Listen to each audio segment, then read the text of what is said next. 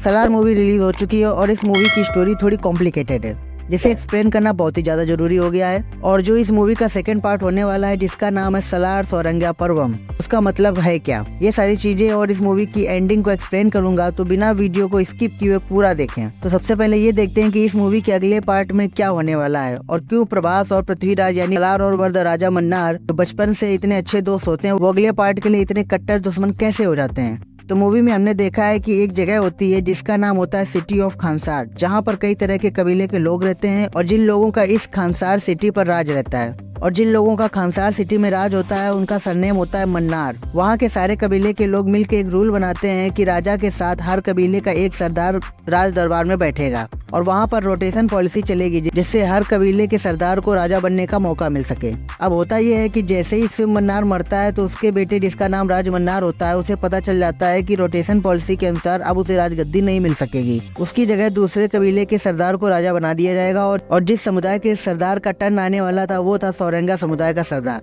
Rajamannar power और गद्दी चाहता था तो वो सौरंगा समुदाय के सरदार को मार देता है और खुद राजा बन जाता है और अपने लोगों को आदेश देता है कि सौरंगा समुदाय के सभी लोगों को मार दे, बच्चे और औरतों को भी, जिससे आगे चल के कोई प्रोटेस्ट ना कर पाए और कोई भी राजा बनने के लिए बचे ही ना।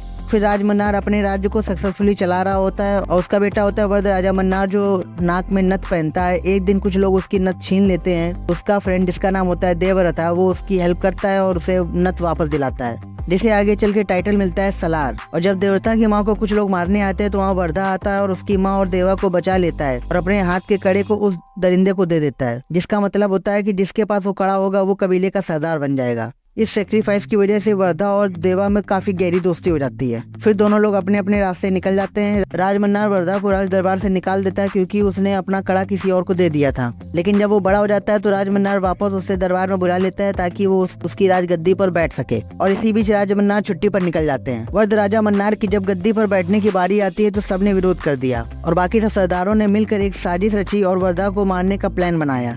इन सबसे निपटने के लिए वरदराजा ने प्रभास यानी सलार को खानसार में फिर से बुलाया और फिर सलार ने वरदराजा की रक्षा करी और सभी से फाइट करी। लेकिन फिर जब राजमन्नार वापस लौट कर आते हैं तो वो एक इंसान को पकड़ते हैं जो कि खानसार में सभी सरदारों को आपस में लड़वाने का काम कर रहा होता है। पकड़े जाने पर राजमन्नार को वो बताता है कि वो सौरंगा समुदाय का है। जब राजमन्नार ने अपनी आर्मी को भेजा था उन सभी सौरंगा समुदाय के लोगों को मारने के लिए, तो बड़े लोगों ने सभी बच्चों को गटर में छिपा दिया था जिससे सभी बच्चे बच पाएं। 25 साल बाद जब वो बड़े हो जाते हैं तो उनमें से जो सबसे पावरफुल सौरंगा समुदाय का आदमी होता है वो होता है सलार। और जिस सौरंगा समुदाय के सरदार को राजमन्नार ने मारा था उसी का बेटा है सलार और गद्दी का हकदार और राजा वही है। इसलिए अब हमें अगले पार्ट में दिखाया जाएगा वरदराजा जो राजा बनना चाहता है वो सलार को कैसे रोकेगा। तो अगले पार्ट में हमें इन दोनों के बीच की लड़ाई देखने को मिलेगी। सौरंगा पर्वम का मतलब यही है कि सौरंगा समुदाय के अब अच्छे दिन आने वाले हैं क्योंकि उनका मसीहा सलार आ चुका है। जो धोखा मन्नार फैमिली ने 25 साल पहले किया था उसका बदला अब सलार लेगा अगले पार्ट में। आई होप आपको वीडियो अच्छी लगी हो। अगर वीडियो अच्छी लगी हो तो वीडियो को लाइक करें, शेयर करें और चैनल को सब्सक्राइब करना बिल्कुल ना भूलें।